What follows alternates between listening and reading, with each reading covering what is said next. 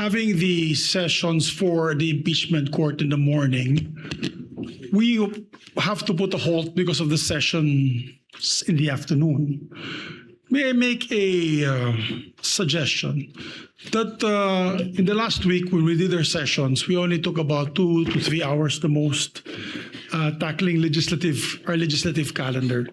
May I make a suggestion that we move our legislative sessions in the morning at 10 and then have the impeachment trial at 3 in the afternoon so that we are not hampered by our legislative calendar. When discussions such as these are important, when you present evidence and the cross will be done by the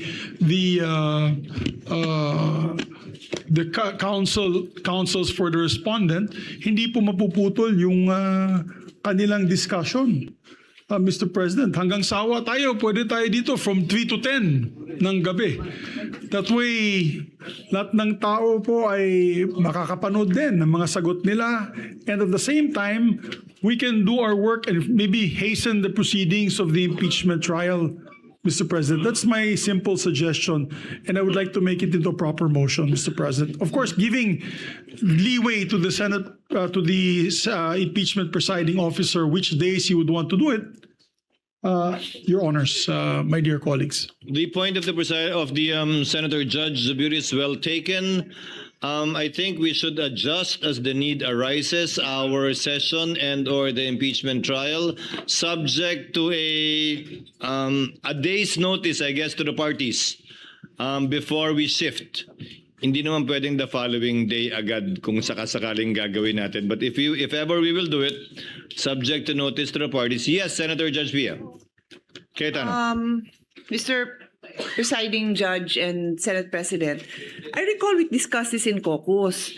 So can we just go back into caucus? Because there were reasons we decided on this.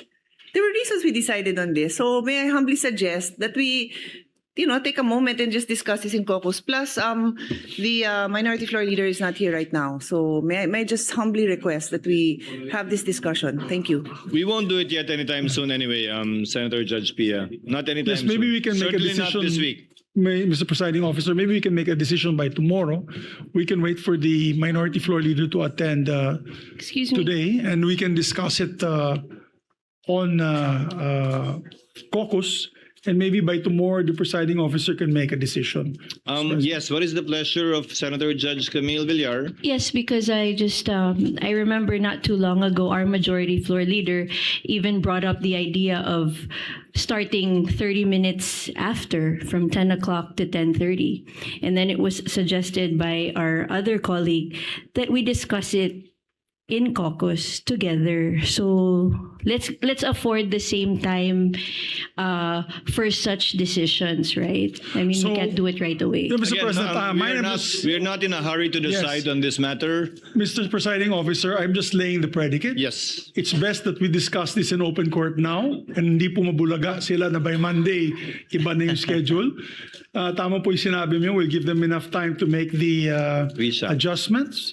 But I'd like to put that notice because last week we only had 2 hours of session.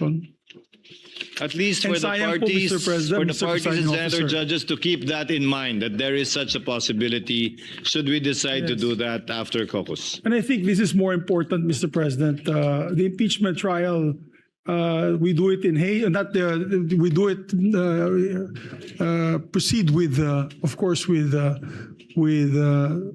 how do you say, swiftly, so that they say justice delayed is justice denied. So this way, people have more time to listen to the arguments of both sides. Kasi like last week, we only had 2 hours, Mr. President, Mr. Presiding Officer, per session. Umuwi tayo ng 5 o'clock in the afternoon, 5:30. Sayang din naman ito pa oras para sa impeachment court. I just put that on the table for everyone to digest, and maybe we can make a decision by tomorrow. Thank you, gentlemen. Again, the points of the good gentleman are well taken, but we shall decide at the appropriate time after caucus.